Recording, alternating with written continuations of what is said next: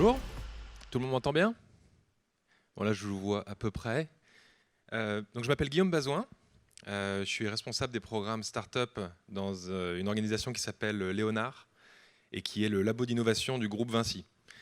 Ce matin, ce dont j'avais envie de vous parler, c'est ce qui se passe autour de la construction.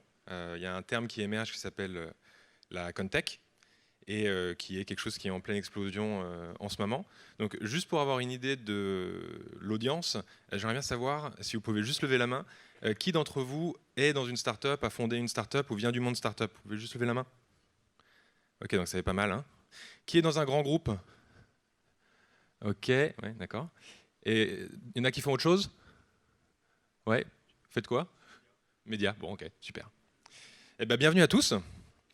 Euh, Écoutez, je pense qu'on va se lancer. Donc moi, j'étais aux États-Unis jusqu'à il y a à peu près 1 an et demi.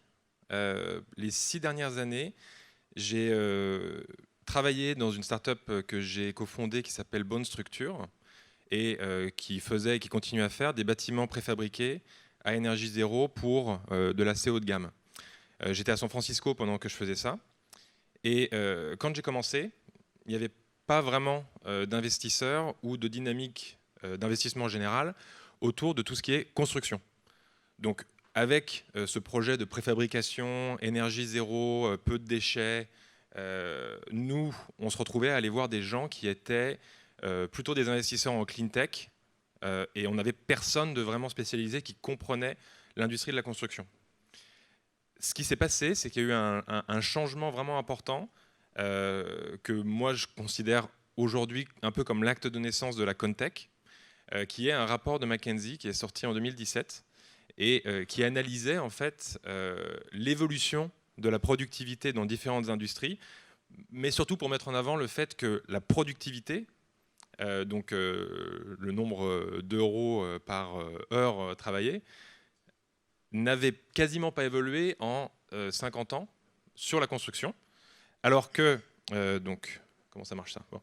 Alors que quand on regarde ce qui a pu se passer sur d'autres industries, donc là, vous voyez le manufacturing et en dessous l'économie globale, vous voyez qu'il y a une multiplication sur à peine 20 ans par deux d'un point de vue de productivité, donc qui reflète l'automatisation, la processisation, tous ces éléments qu'on a pu voir dans l'industrie, mais sur lesquels, pour la majorité de ce qu'on peut voir, ce sont des sujets qui n'ont pas vraiment touché la construction. Une des manières de comprendre ça, alors là je sais que c'est un petit peu tôt pour des graphes araignées comme ça, ça c'est une étude qui a été faite par Box. Box c'est un peu la même chose que Dropbox pour ceux qui ne connaissent pas, mais en gros ce que vous voyez c'est un mapping des fichiers et des partages entre les fichiers pour un projet spécifique, et vous pouvez voir ça sur plusieurs industries. Donc là, ce que vous voyez dans les services financiers, c'est que si je veux lancer un nouveau projet dans le monde de la banque, je vais avoir une centralisation avec des acteurs qui sont internes et tout le monde qui communique entre eux dans une espèce de dynamique qui est unique. Si je prends on va dire l'extrême opposé et que je parle de la construction, ce que vous voyez sur les points bleus, ce sont des acteurs qui sont externes à l'entreprise qui porte le projet. Et donc là, vous voyez deux choses. C'est que, pour un projet de construction, vous avez quasiment que des acteurs externes avec lesquels vous devez, d'une manière ou d'une autre, arriver à collaborer. Et deux, la densité des liens de communication, le nombre de liens de communication est beaucoup plus faible. Et en plus, il est complètement étiré. Donc vous passez par 1, 2, 3 intermédiaires avant d'avoir l'information. Et en fait, vous avez des acteurs qui ont une espèce d'indépendance opérationnelle qui est énorme. Et pourquoi je vous raconte tout ça? On imagine bien que c'est plus difficile de faire bouger les choses dans une industrie qui est comme ça, qui est complètement explosée, où tout le monde fait son truc et où on a peu de liens, que dans une industrie où tout est centralisé. Il suffit d'une décision pour dire, bon, à partir de maintenant, on a une plateforme, on fait comme ça, le process, c'est ça. Donc ça, c'est une des raisons qui permet de comprendre pourquoi c'est aussi difficile que ça de transformer une industrie comme celle de la construction. Alors maintenant, ce que je voulais vous dire, c'est que ce qu'on voit là depuis quelques années, c'est une véritable explosion de l'investissement en capital risque dans le domaine de la construction. Ça sort à gauche, c'est une étude de JLL qui montre sur quel domaine, sur quel domaine ça se passe. Ce que vous voyez, c'est qu'en premier lieu, c'est des softwares de collaboration qui en fait font qu'on arrive à connecter tous ces points rouges, tous ces points bleus que je vous montrais avant sur une plateforme commune. Ça, c'est une des explosions qu'on voit en ce moment. Un autre sujet que vous pouvez voir, c'est tout ce qui est construction off-site et préfabrication. Ensuite, on a project management. Et puis après, on a d'autres sujets. Alors ça, celui-là, il était un peu loin. Ça, c'était il y a 1 ou 2 ans sur la robotique. Mais on voit aussi une explosion de tout ce qui est robotique sur les chantiers. Quand je parle de croissance ultra rapide de l'investissement, ce que vous pouvez voir ici, ça c'est l'investissement en capital risque uniquement aux États-Unis sur les dernières années, sachant que 2019, on est à peu près là. Donc, vraiment, on est parti d'un domaine d'investissement qui n'existait absolument pas à aujourd'hui quelque chose qui explose. Ce qui est assez intéressant, c'est que les investisseurs sur ces sujets, aujourd'hui, ils sont basés aux États-Unis, un petit peu en Angleterre et un petit peu en Israël. Il n'y en a pas aujourd'hui qui sont spécialisés dans la construction en France. C'est en train de changer assez rapidement. Il y a pas mal de fonds qui nous ont contactés pour nous dire « Oula, on est en train de faire un truc, on aimerait que vous participiez ». Mais ça va venir et ça va venir assez rapidement. Entre autres, parce que sur on va dire les 10 plus grosses boîtes de construction au monde, il y en a quand même 3 en France. C'est une espèce d'anomalie régionale. Donc il y a une espèce de petit retard qui existe aujourd'hui, mais qui va être comblé très très rapidement par la demande de grands groupes comme mettons Vinci, Bouygues ou Eiffage, qui ont un appétit pour ce genre de choses qui va aller grandissant avec la compréhension de ce que ça peut faire. Alors là, on continue sur les trucs un petit peu techniques, juste pour que vous puissiez comprendre ce qui se passe là-dessus d'un point de vue analytique. Ça, c'est un slide que j'ai volé à des investisseurs qui s'appellent Building Ventures, qui sont basés sur la côte est des États-Unis et qui investissent exclusivement dans tout ce qui est technologie de construction. Je vous encourage à regarder leur site pour voir le type de boîte qu'ils accompagnent, c'est très intéressant. Ça, c'est extrait de leur thèse d'investissement qui explique dans quoi ils investissent, pourquoi ils investissent et avec qui. Et en fait, ils s'inspirent d'une transformation qui s'est passée dans le domaine de la microélectronique et de l'ordinateur portable, de l'ordinateur personnel, qui a été menée par Acer dans les années 90. Donc là, en l'occurrence, ce monsieur-là, Stan Shi, c'est une personne qui a eu l'intuition de comprendre en 1992 avec cette étude, eh bien que, en fait, la valeur créée sur tout ce qui allait être ordinateur portable du futur dans les années 90, ce qu'on comprenait, c'était que c'était autour de la fabrication, de l'assemblage. On pensait que vraiment la valeur ajoutée, c'était au niveau de voilà, j'ai la meilleure usine, j'ai les meilleures personnes qui mettent les bouts ensemble, et c'est pour ça que je vais être le meilleur. Il a eu l'intuition de comprendre que c'était une partie de la chaîne de valeur qui allait devenir une commodité et qui allait être outsourcée sur plein d'acteurs différents et qui allait le faire très bien et beaucoup mieux qu'un acteur centralisé. Ça, c'était vraiment l'intuition de base. Ce qu'on voit aujourd'hui avec des acteurs comme Foxconn, ce qu'on voit à tous les niveaux. Et que la chaîne de valeur allait se déplacer sur tout ce qui allait être recherche et développement et tout ce qui allait être distribution et branding. Ce qu'on voit très bien sur, si je prends un autre exemple qui est connu, si on pense à Apple, on voit bien à quel point c'est sur les deux extrêmes et pas tellement sur le milieu. Ça, c'est quelque chose qui a été un franc succès pour Acer et qui leur a permis de prendre ce virage des années 90 et de se préparer pour les années 2000, ce que peu ont réussi à faire à cette époque-là. Quel est l'équivalent pour la construction ? Aujourd'hui, en construction, on a des acteurs qui sont sur le design et la préconstruction, la construction et l'opération des bâtiments. Sur la partie construction, qui est la partie centrale, aujourd'hui, il y a un savoir-métier et une valeur ajoutée qui est extrême, qui est réelle, qui est complexe à dupliquer, parce qu'on a des acteurs qui sont capables de gérer en fait tous les imprévus, tous les retards, tous les changements de design, tous les problèmes de financement qu'il peut y avoir, toutes ces choses-là, en fait, c'est gérer cette espèce d'impondérable et d'imprévu.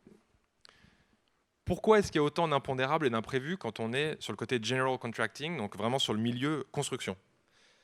En partie, c'est parce que on n'a pas de process centralisé, ultra clean, avec l'architecte, tous les gens qui vont travailler, les subcontractors, qui est intégré et simple à gérer. Donc il y a une vraie complexité des process, avec des risques que les choses ne marchent pas qui sont réels. Même chose pour ce qui va être du scheduling. On doit l'adapter en permanence, on doit être en contact au téléphone avec 50 personnes en permanence. Même chose pour ce qui est du staffing, on doit connaître des gens sur des relations qui sont humaines et réelles pour si il me manque une équipe, il faut que je remplisse rapidement. Tout ça, c'est quasiment du personnel. Ce qu'on est en train de voir, et je vous donne juste l'exemple des softwares de collaboration qui émergent, c'est qu'il y a des plateformes qui sont en train de se créer, qui simplifient, qui processisent, qui encadrent tout ça. Et donc ce que ça veut dire, c'est que le rôle historique d'un general contractor, qui est de manager ce risque, de manager cette complexité, si vous enlevez une grande partie du risque et de la complexité avec un bon nombre d'outils, la valeur ajoutée diminue d'autant. Donc c'était une introduction un peu longue pour juste dire ce qui est la thèse d'investissement de ces gens-là et celle avec laquelle on est assez d'accord à Léonard, c'est de dire que la partie construction, c'est quelque chose qui va devenir de plus en plus commoditisé et que la valeur va se déplacer en amont sur le design, la préconstruction, le scheduling, le costing, et sur toute la partie opération. Donc on reste dans du très théorique. Maintenant, je veux juste vous parler d'un autre rapport de McKinsey, comme si je faisais une pub pour eux, il faudrait que je le réécrive, mais qui parle en fait du cycle d'un projet de construction qui passe par toutes les différentes étapes. Et donc, je voudrais juste attirer votre attention en particulier sur celui qui est au milieu, qui est, alors sur la Contech, on va se spécialiser là-dessus quand même, hein, c'est le gros morceau. Ils disent quand même, le modèle pourrait devenir obsolète si les modules et des modèles BIM, donc des modèles informatiques un peu meilleurs, permettent d'améliorer le planning et de réduire les risques. Ce qui est ce qu'on voyait sur cette courbe, sur la courbe en U, là, le smiling curve. Si on est un groupe comme Vinci qui fait des dizaines de milliards spécialement sur le contracting, ça ne veut pas dire qu'on dit oui génial, ils ont raison, c'est exactement la vérité. Par contre, c'est clairement un truc qui va nous interpeller. On voit que il y a aussi d'autres risques un peu partout. Un des éléments qui est intéressant de mettre en avant, c'est que le fait, les industries qui sont plus spécialisées, plus techniques, plus intégrées, sont moins en danger. Donc, en gros, ce que ça veut dire, c'est si vous êtes une des seules boîtes au monde qui sait faire des fondations pour les ponts en milieu sismique dans un cadre très particulier et que vous avez une vraie technicité, ce sera beaucoup plus difficile pour vous d'être disrupté qu'un acteur qui fait des choses qui sont en fait vraiment juste du process et de l'organisationnel. Voilà. Un autre truc qui est assez sympa à regarder, et je ne sais pas s'il y a des gens qui viennent du monde, bon je pense pas, mais des gens qui viennent du monde de l'hôtellerie ou alors des médias, mais avant qu'il y ait vraiment Internet. Ça, c'est si vous êtes dans l'hôtellerie, c'est quelque chose que vous avez déjà vu normalement. Hein, c'est la courbe de la disruption par des acteurs nouveaux qui arrivent sur vos marchés. Ce qu'on voit globalement, c'est que c'est un petit peu comme les différents stades les stades quand on perd quelqu'un, ou je ne sais plus comment on dit en français, mais grieving stages. Vous passez par des étapes qui sont un peu les mêmes à chaque fois pour tout le monde. Et ce que vous allez voir, c'est que en fait, la toute première étape, c'est voilà, quand la disruption est à peine détectable, la première barrière, c'est la myopie, c'est-à-dire qu'on ne se rend pas compte de ce qui se passe. Le deuxième élément qu'on arrive à voir, c'est on s'est rendu compte qu'il y avait une émergence de business model qui était potentiellement problématique par rapport à ce qu'on fait. Et là, notre réflexe, ça va être de dire, on va essayer, enfin, on ne veut pas le voir, on sait que ça existe, mais on ne veut pas le voir. Je pense qu'aujourd'hui, on est dans une situation qui est à ce niveau-là, où il y a un certain nombre de business models qui émergent, où la proposition de valeur commence à se clarifier, où des gens commencent à prouver qu'ils peuvent exister sur ce domaine-là, et que les acteurs traditionnels, en fonction en plus de la géographie, se disent « Ok, il faut que je fasse la même chose, ou alors il faut que j'achète cette boîte, ou alors il faut que je collabore avec eux, mais en tout cas, il y a quelque chose à faire. Parce que si je reste sans bouger, je me retrouve dans le fait que le nouveau business model m'a disrupté, et moi, je passe dans les annales de l'histoire. » Juste pour vous donner un exemple, il y a une boîte qui s'appelle Built Robotics. Est-ce que vous pouvez juste lever la main qui connaît cette boîte? Ok, on a une personne. Built Robotics a développé un système que vous pouvez connecter à n'importe quelle excavatrice, à n'importe quelle grue, à n'importe quel engin de chantier. Et en fait, c'est un kit d'autonomie. C'est-à-dire que ce que vous vous retrouvez à avoir, c'est une excavatrice qui n'a personne dans la nacelle. Et la manière dont le travail va être fait, c'est à partir d'infos qui sont sorties d'un plan d'excavation qui va décrire qui va décrire en fait la terre qui doit être enlevée. Et en fait, c'est un algorithme qui va calculer dans quel ordre et où la terre doit être enlevée, où est-ce qu'elle doit être déposée, comment ça va se passer, comment s'assurer que les pentes qui sont créées soient compatibles avec la machine, ainsi de suite. C'est un algorithme qui fait ça en entier, et ensuite c'est la machine qui le fait de manière autonome toute seule. Vous imaginez bien que dans un cadre comme ça, où tout est automatisé et où naturellement toute l'information remonte dans un serveur central, on peut visualiser le fait que au bout de 6 mois d'opération, 1 an d'opération, 18 mois d'opération, vous ayez tellement d'informations, tellement de data, tellement de données sur tout ce qui va être ah oui, alors là on a cassé quelque chose, là la machine s'est retournée, là on a mis plus longtemps que prévu, là on a mis moins longtemps que prévu, qu'en fait vous devenez rapidement meilleur que le meilleur planificateur dont c'est le métier pour dire eh ben, ça va nous coûter tant et ça va nous prendre tant de jours ou tant de semaines pour faire ce travail-là. Et donc, vous sortez en fait d'une certaine manière l'acteur existant, qui va être ce planificateur professionnel qui a 20 ans d'expérience, vous le sortez de la chaîne et il est remplacé par un algorithme qui fait la même chose. Donc ça, pour moi, c'est un des exemples. Il y a énormément d'exemples comme ça avec des technologies qui grignotent des petits bouts du modèle. Il y en a qui sont aussi complètement disruptives, mais un petit peu moins. Et ce qui est intéressant pour un grand groupe, alors là c'est très très ouvert, hein, mais c'est ce que j'appelle le dilemme de la collaboration. C'est-à-dire que si vous voyez ces nouvelles activités, ces nouvelles startups, ces nouvelles propositions de valeur qui émergent, que vous trouvez ça absolument génial, vous vous mettez en danger à ne pas collaborer avec elles ou à ne pas travailler avec elles, parce que si vos concurrents le font, ils vont se retrouver à avoir une bottom line qui est meilleure, à être plus efficace, à être plus rapide, et ainsi de suite. Par contre, le problème, c'est que ces acteurs qui vous permettent potentiellement de gagner un projet, c'est aussi des acteurs qui grignotent votre business model à vous. Donc, vous vous retrouvez dans la situation de vous demander, ok, si je ne bosse pas avec eux, je suis un petit peu dans la merde.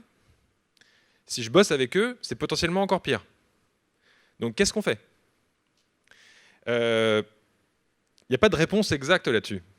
Ça va dépendre de tout un tas de situations. Il n'y a pas de ligne directrice à avoir en disant bon, il faut tout faire comme ça, ou tout faire comme ça, ou tout faire comme ça. Donc, j'en arrive à en fait, ce qu'on fait à Léonard et pourquoi c'est pertinent par rapport à ça. Léonard, juste pour donner un petit peu de contexte, c'est un bâtiment de 5000 m² qui est dans le 12e, qui héberge, enfin qui est le laboratoire d'innovation du groupe Vinci, comme je le décrivais tout à l'heure, et qui en fait regroupe une vraie multiplicité d'activités et une vraie multiplicité de programmes qui sont un peu parallèles. Donc je vais rentrer un petit peu dans le détail de ça. Mais le premier élément, c'est qu'on a une activité, on va dire, de veille et éditoriale qui attire les gens pour qu'ils puissent en fait apprendre plus de choses sur tout ce qui va être nos domaines. Alors là, je vous ai parlé de la construction, mais nous, nos domaines, ça ne s'arrête pas là. hein, c'est construction, immobilier, énergie, mobilité, c'est beaucoup plus large. Donc c'était juste l'exemple de la construction pour illustrer quelque chose de plus large. On a une production événementielle qui réunit des gens de Vinci et des gens de l'externe sur ces mêmes problématiques, justement pour pouvoir en discuter, échanger et débattre. On a des activités de prospective qui se projettent sur 10 ans, 15 ans, 20 ans en disant « bon, on opère des autoroutes, on construit des routes, qu'est-ce qui se passe avec le véhicule électrique et le véhicule autonome? Quel impact ça peut avoir sur nous ?» Donc ça, c'est la vision long terme. Après, pour répondre à, on va dire, la question, ou en tout cas le dilemme que je présentais juste avant, le dilemme de la collaboration, ce qu'on a décidé de faire, c'est de ne pas avoir un programme qui est la réponse à tout et qui comble l'ensemble de ce problème, mais plutôt d'avoir plusieurs programmes en parallèle. Alors le premier, c'est un programme d'intrapreneuriat. Notre programme d'intrapreneuriat, ce que ça veut dire, c'est que si vous êtes un collaborateur du groupe et que vous trouvez quelque chose ultra intéressant, qui peut être disruptif, qui peut être scalable et qui pourrait devenir un business, on vous encourage à le développer en interne et on vous accompagne à Léonard pour que ça puisse se lancer. On a un deuxième programme, je reviens sur la startup après, qui s'appelle le programme IA, qui fait un petit peu la même chose, mais là c'est quand on a, on va dire, une BU qui dit bah, « moi j'ai découvert un truc sur l'intelligence artificielle, mais je ne comprends pas très bien le sujet, est-ce que vous pouvez m'aider ?» Alors on les accompagne pendant quelques mois. Et donc la partie dont moi je suis responsable, c'est la partie sur les startups. Donc pour ce qui est des startups, ce qu'on a décidé de lancer, je vais passer un petit peu vite, comme ça on aura du temps pour les questions, c'est 2 programmes orientés sur l'accompagnement des startups. Le premier programme qui s'appelle SEED, que vous voyez derrière moi, c'est un programme d'accélération pour des startups qui sont au niveau du prototypage et qui vont vouloir faire une levée en amorçage ou en seed dans les 12 à 18 mois suivants. Notre offre d'accompagnement pour ces boîtes-là, c'est 6 mois d'hébergement chez nous, un apport de capital à hauteur de 60 000 € et un programme de formation qu'on fait en partenariat avec l'université de Stanford en Californie. Donc c'est un programme d'investissement avec dilution de capital. Je ne vais pas rentrer dans les détails, mais c'est à peu près à hauteur de 5% de la boîte. Donc c'est uniquement compatible avec des boîtes qui sont assez jeunes. On a un deuxième programme qui s'appelle Catalyst, qui n'est pas un programme d'investissement, et là qui se focalise sur les boîtes qui ont atteint leur product market fit ou qui sont juste avant leur product market fit. Ce que j'appelle product market fit pour cette présentation, c'est qu'en fait, le produit a un niveau de maturité suffisant sur un marché donné et il y a une traction qui est prouvée avec une accélération mesurée. Et une fois qu'on identifie des boîtes comme ça, nous, notre proposition de valeur pour les boîtes qui rentrent dans Catalyst, c'est de dire on va vous ouvrir en grand les portes de Vinci pour que vous puissiez trouver des partenariats commerciaux et des partenariats de déploiement. Comme je vous disais, on est sur la construction, la mobilité, l'immobilier et tout ce qui va être énergie et smart city.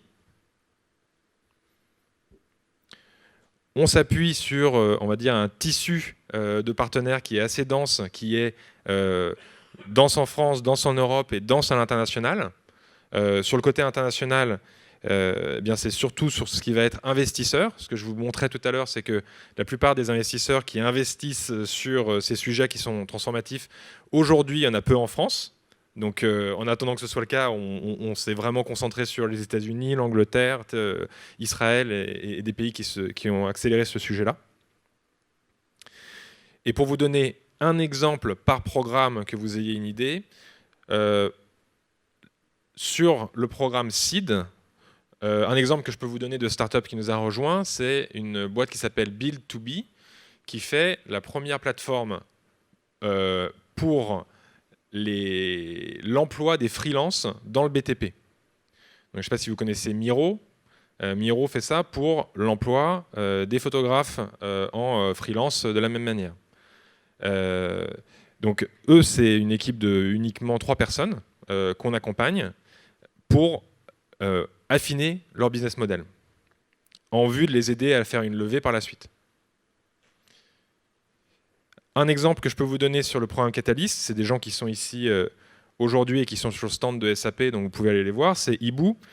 Ibou qui va venir s'installer carrément dans nos bureaux à Léonard et qui fait en fait de l'agrégation de flux de données qui viennent des chantiers, qui viennent des engins de chantier, pour que vous ayez une vision globale de tout ce qui se passe sur vos chantiers, d'un point de vue de consommation de carburant, d'un point de vue de déplacement, d'un point de vue de problèmes de maintenance, mais que vous puissiez voir tout ça de manière centralisée. Ça paraît très très bête, mais c'est un exemple de choses qui nous prennent énormément de temps, énormément d'argent, énormément d'efforts, et qui aujourd'hui peut être largement facilité à travers une plateforme de collaboration. Sur ce, j'ai atteint la fin de mon temps. Ce que je voulais vous dire, c'est n'hésitez pas à m'écrire directement sur mon email. Je vois qu'il n'y a pas trop de monde, donc je pense que c'est bon. N'hésitez pas à m'écrire si vous voulez qu'on se rencontre ou qu'on en discute plus. Et dernier point, si vous voulez comprendre plus ce que fait Léonard et potentiellement bosser avec nous ou faire des événements avec nous, inscrivez-vous sur notre newsletter qui est sur leonard.vinci.com. leonard.vinci.com. Voilà. Merci beaucoup.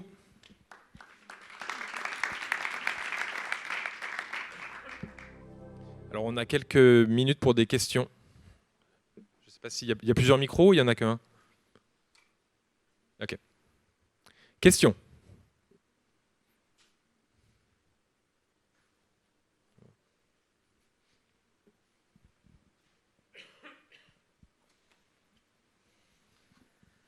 Bonjour et merci. Qu'est-ce qui est plus facile pour un grand groupe comme Vinci de collaborer avec des startups internes, un programme d'entrepreneuriat, ou de collaborer avec des startups externes, si des catalystes?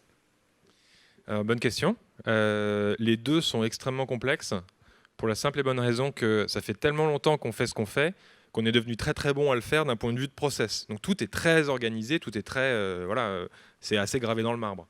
Donc quoi que ce soit qui va changer la donne, qui va changer les process, c'est difficile à mettre en place. Sur l'interne, il y a des difficultés différentes pour interne et externe. Il n'y en a pas un qui est plus facile. Je vais essayer de trouver juste un exemple. Difficulté interne, ça va plus être de prouver au-delà de tiens, un cas d'usage intéressant, de montrer qu'il y a une vraie traction sur cette idée-là. Parce que vous êtes en interne. Donc à qui vous le vendez? Vous le vendez à des gens que vous connaissez. C'est un peu bizarre comme dynamique. Sur l'externe, c'est plus facile d'identifier s'il y a une traction et du coup de prendre un peu moins de risques en disant bon bah voilà, ce truc-là ça marche, on va l'utiliser. Par contre, c'est plus difficile de gérer tout ce qui va être quel est le mécanisme de notre collaboration, comment on arrive à quelque chose qui est gagnant-gagnant. Il y a une peur qui peut être fondée ou infondée dans certains cas, mais il y a une peur sur la propriété de l'information et son utilisation qu'il faut gérer.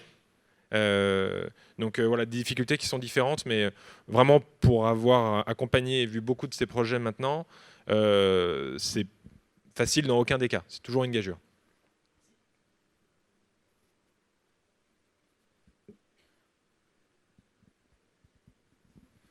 Le challenge de travailler dans le monde de la construction, c'est la durée de vie.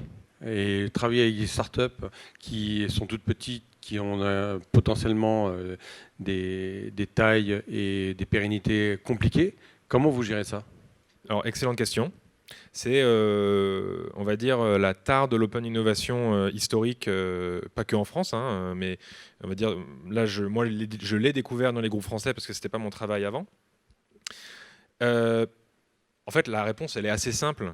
C'est que l'objectif d'un grand groupe, c'est de trouver des boîtes pour ce qui est de la collaboration. C'est des boîtes qui marchent, qui roulent, qui sont solides, qui ont eu de l'investissement, que peut-être on appelle plus start-up dans cette audience et qu'on appelle scale-up. Moi, je m'en fous un petit peu. Mais nous, par exemple, les boîtes qu'il y a dans Catalyst, ce que je disais, c'est des boîtes qui ont atteint un product market fit. Donc c'est une boîte qui ont une espèce de vraie traction, de rapidité de déploiement, et sur lesquelles nous, ce qu'on fait, c'est on facilite cette mise en relation et on facilite le début du contrat.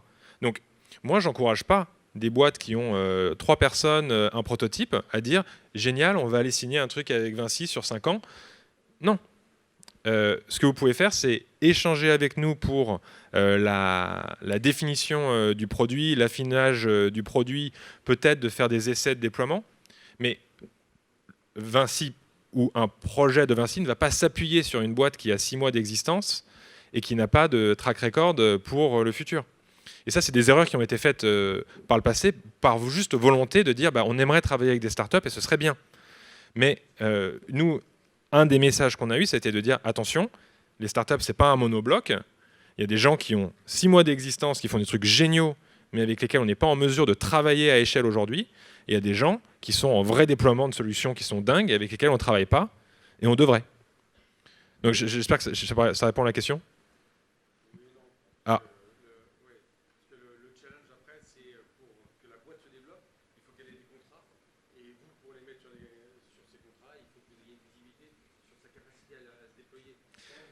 Ouais. Alors, ça reflète un cadre dans lequel il n'y a pas d'investissement en capital risque, en fait. C'est-à-dire que je ne suis pas forcément d'accord avec le fait de dire il faut que la start-up ait des contrats à échelle pour se développer. Ça, c'est une vision qui est valide dans un cadre où il n'y a pas d'investissement en capital risque, ce qui est le cas aujourd'hui en France sur ces sujets.